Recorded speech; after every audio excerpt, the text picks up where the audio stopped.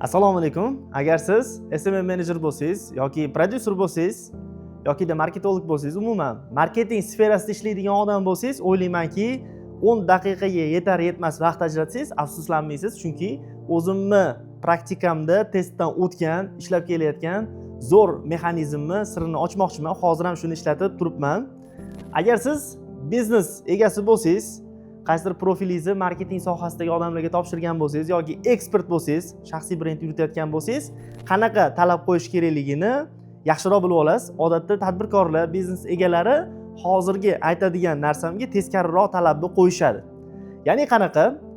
Bitta video olinadi, ya'ni bir oyda 15 ta reels olishingiz kerak. Shuni ham Telegramga qo'yamiz, ham TikTokga qo'yamiz, ham YouTube'ga, hamma narsaga qo'yamiz, hamma joyda bo'ladi shu videomiz deyshadi. Va tasavvurligida hamma ijtimoiy tarmoqlari ularni zo'r yuryapti. Aslida bu juda ham xato narsa. Nima uchun deyilganda, tasavvur qiling, siz o'zingiz tomonidan emas, sizni kuzatayotgan odam tomonidan profillaringizni bir qarab ko'ring, kuzatib ko'ring. Oddiy misol, men shu videoni ham YouTube'ga qo'ysam, ham Instagramga qo'ysam, ham Telegramga, Facebookga, TikTokga, yoki hammasiga shu videoni qo'ysam. Siz meni YouTube'da ko'r bo'ldingiz, tabiiyki Instagramda ko'rmaysiz yoki Telegramda ko'rmaysiz. Yoki Facebookga kirganingizda, buni ham joylab qo'ygan ekan deb o'tkazib yuborasiz. Aslida qanaqa bo'lish kerak deyilganda, agar siz hamma ijtimoiy tarmoqdagi kuzatuvchilarni o'zingizga jalb qilmoqchi bo'lsangiz, ularni o'zini tilida gaplashish kerak. O'zini tarelkasida ovqatini berish kerak. Buni ketma-ketlikda tuzib chiqdik.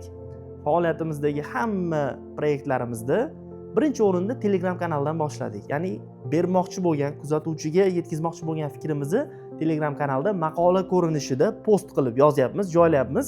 Deylik, o'sha kanalda 100 ta odam bor. Bizning postimiz 101 ta yoki 110 ta ko'rilsa, demak men xulosaga kelamanki, bu qiziq kuzatuvchilarim uchun. Uspeshniy kontent bo'ladi deyman va o'shani Instagram formatga, video tarziga keltiraman. Menimcha siz ham Instagramdagi birinchi varonkani ko'rganingizda, hozir bu ham hook haqida gapirsa kerak, videoingizni qisqaroq qiling desa kerak, yoki she'rlarni, sahranitlarni ko'paytiring, layklarni ko'paytiring desa kerak degan xulosaga borgan bo'lishingiz aniq. Lekin bu keyingi darajali narsalar. Kontentlarni moliyaviy jihatini olib qaraydigan bo'lsak, YouTube kontent Instagram kontentga qaraganda qimmatroq tayyor bo'ladi. Ya'ni unga aktyorlar ko'proq ishlaydi, vaqti uzoqroq bo'ladi, montajyor ham uzoqroq vaqtli materialni qimmatroqga montaj qiladi, operator ham qimmatroqga oladi, rejissyor ham qimmatroqga ishlaydi. Hamma narsa uzun bo'lganligi uchun va jiddiyroq e'tibor talab bo'lganligi uchun qimmatroqga bitadi.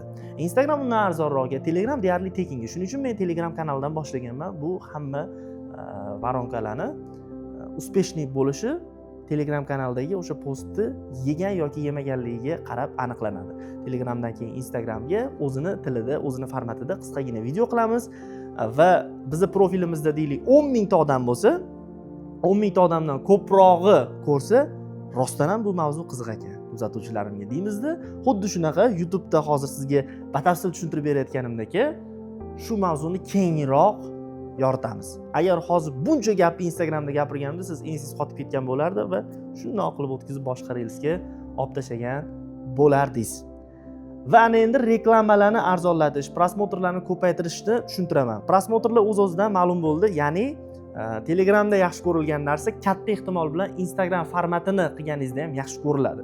Instagramda yaxshi qabul qilindimi, demak YouTube'da ham yaxshi qabul qilinadi. Sizni reklama berayotgan paytingizda e'tibor qaratadigan bitta jihatingiz shuki, organikaga e'tibor qaratasiz. Ya'ni Instagramni ko'rasiz. Sizni berayotgan informatsiyalaringiz ichida qaysi birini prosmotri ko'p bo'lsa, o'zi Instagram sizga xabar berib qo'ygan bo'ladi. Qara, kuzatuvchilaring shuni mazah ko'ryapti deb. O'shanga reklama yoqing, eng kamida 2-3 barobar arzonlashadi reklamalaringiz narxi. YouTube'da ham xuddi shunaqa. Biz hozircha komandamiz bilan prosmotrlarimizni xuddi shunaqa oshiryapmiz, reklamalarimizni xuddi shunaqa tushiryapmiz. Ko'pchilik aytadi, hook kuchli bo'lish kerak prosmotr zo'r bo'lishi uchun. Yoki oxirida, aka, falonchi do'stlaringizga yuborib qo'ying, videoni saqlanib qo'ying degan gaplarni gapirishingiz kerak deydi. Tasavvur qiling, siz qorningiz och, lekin yoningizda o'zingiz yaxshi ko'rmagan ovqat turibdi. Men uni majburlab og'zingizga solmoqchi bo'lyapman. Oxirigacha yeysiz, yeng, yana chaynang yuting deb oxirigacha majburlab yedirdim. U ovqatni siz yomon ko'rasiz. Ana endi nima bo'ladi? Kamida 2-3 oy o'sha ovqatga qaragingiz ham kelmaydi. O'sha ovqat haqida gap ochilganda ko'nglingiz ayniydi va u ovqatga nisbatan nafratingiz yana ham kuchayib ketadi. Endi ovqat misolida tushuntirganim har kuni ishimiz tushgan masala bo'lganligi uchun. Kontentda ham xuddi shunaqa. Siz agar majburlab nimanidir tiqsangiz tomoshabinga, u sizdan bezillaydi. Shundoq ham biladi Instagram ishlatayotgan odam kimga jo'natishi, nimani saqlanib qilib qo'yishi, nimaga like bosishi. Faqat ularni juda ham yashirin holatda emotsiyalar bilan yetkazish kerak. Albatta, falonchi do'stingizga yuborib qo'ying deyish shart emas. Aksincha, shu do'stiga ayta olmay yurgan gapini siz videoyingizda qilishingiz kerak. Oddiy misol, biznesni ham yo'lga qo'yayotganda klientskiy portret chiziladi-yu. Meni mahsulotimni falonchi odam oladi deb segmentatsiya qilinadi, to'g'rimi? Klientning xaritalari chiziladi, mahsulotgacha bo'lgan, xaridgacha bo'lgan. Xuddi shunaqa kontentdan bitta mahsulot. Uni klienti bu tomoshabin. Meni tomoshabinim kim? Mana hozir gapiryapman, meni kim eshityapti degan katta so'roq qo'yib turib, uni portretini chizib olish kerak bo'ladi. Ayollar, erkaklar, yigitlar, qizlar, chollar, kampirlar, falonchilar, fistonchilar va aniq nuqtasiga urilganda bizga kerakli bo'lgan tomoshabin o'zi keladi, o'zi podpiska ham bosadi, o'zi like ham bosadi va o'zini kimgadir aytmoqchi bo'lgan gapini siz yoritsangiz videoyingizda, o'sha odamga yuborib ham qo'yadi. Va sizni videoyingiz rostdan ham voy kerakli ekan-a, shu narsani bilmasdim ekan. Uyimga ham olib borib ko'rsataman, falonchiga ham ko'rsataman, komandamga ham ko'rsataman. Yaxshi narsa ekan-a deb xulosaga kelsa tomoshabin o'zi saqlanishdan qilib qo'yadi. Eng kambag'al versiya bu. Videoni falonchi do'stlaringizga yuborib qo'ying. Videoni yo'qotib qo'ymaslik uchun saqlanish tugmasini bosib qo'ying. To'g'ri, eslatmalar yaxshi. Lekin jiddiy kontentlarda bunaqa eslatmalar menimcha o'rinsiz. Va videoni qisqa qilish kerak deb to'g'ri Instagramni o'zini ham o'sha menejerlari chiqib e'lon qilishdi, algoritmlar masalasida nima uchun e'lon qilishdi? Buni agar logika jihatdan olib qaraydigan bo'lsak, hamma ham tempo ritmi zo'r bo'lgan, qiziqarli bo'lgan, oxirigacha ko'riladigan kontentni qila olmaydi. Lekin nima qila oladi? Qisqagina videolarni qila oladi. Maqsad tomoshabinni videoyini oxirigacha ko'rsin degan narsani yetkazish. Sizning videoyingiz qancha ko'p oxirigacha ko'rilsa, shuncha qiziqarli va shuncha prosmotri ko'p bo'lish ehtimoli katta.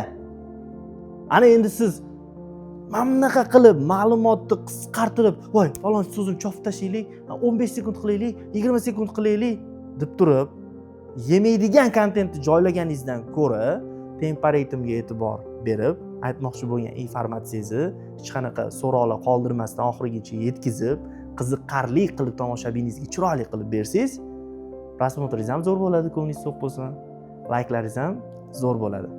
Buni bilish algoritmi bo'lsa, aytganimdek, menda ishlayapti. Telegramga post, agar post yaxshi esa Instagramga Reels, agar Reels yaxshi esa YouTube'ga katta video. Yana bitta jihatga e'tibor qaratishinglarni iltimos qilgan bo'lardim. O'zim ham onlayn bozorda tadbirkorman, o'zim ham mahsulotlar sotaman.